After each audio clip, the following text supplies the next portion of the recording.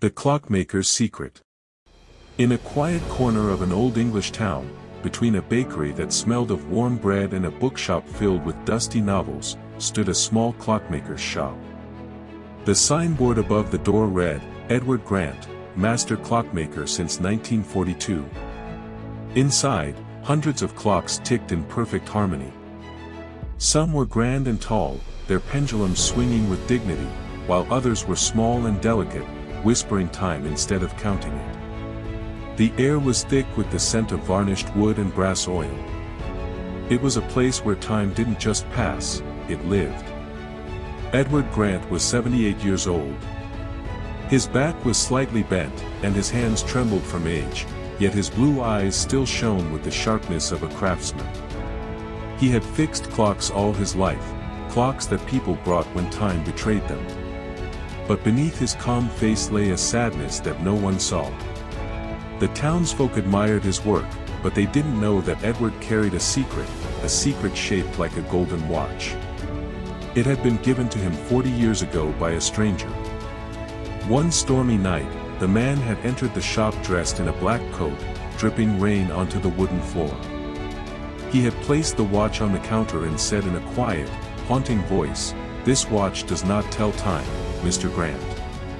It returns it.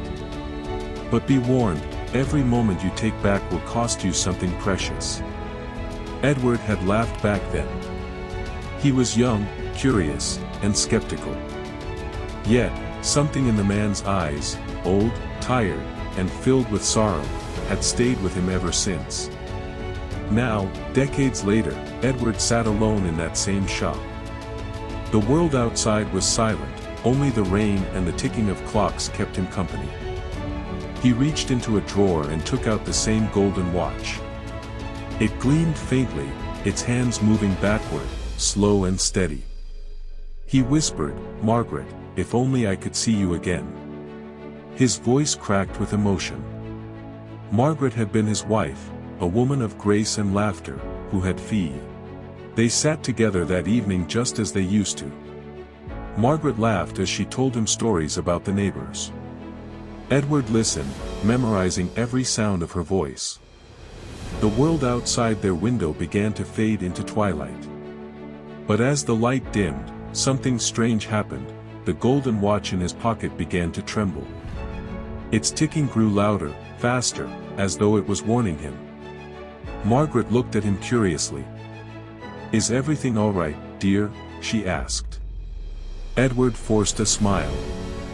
"Yes, my love, everything is perfect." But deep down, he knew it wouldn't last. The watch's ticking grew frantic, and his chest began to ache. He clutched his heart and felt the pull of time trying to drag him back. Margaret's voice echoed faintly as the world dissolved around him, her hand slipping away, her face fading into light. When Edward opened his eyes again, he was back in his shop. The fire had gone out, and the air was cold. The golden watch lay shattered on the floor, its glass cracked, its hands frozen. Edward fell to his knees, tears streaming down his cheeks. "I saw her, just for a moment," he whispered. "And I'd give all my remaining years to see her again." The door of the shop creaked open. A young boy stepped inside, Thomas, Edward's apprentice. "Sir, are you all right?" he asked, worried. Edward wiped his tears and smiled faintly. "Yes, Thomas. I just fixed something that was broken a long time ago." He handed the broken watch to the boy. "Promise me something, lad, never try to turn time backward. Some things are meant to be remembered, not relived."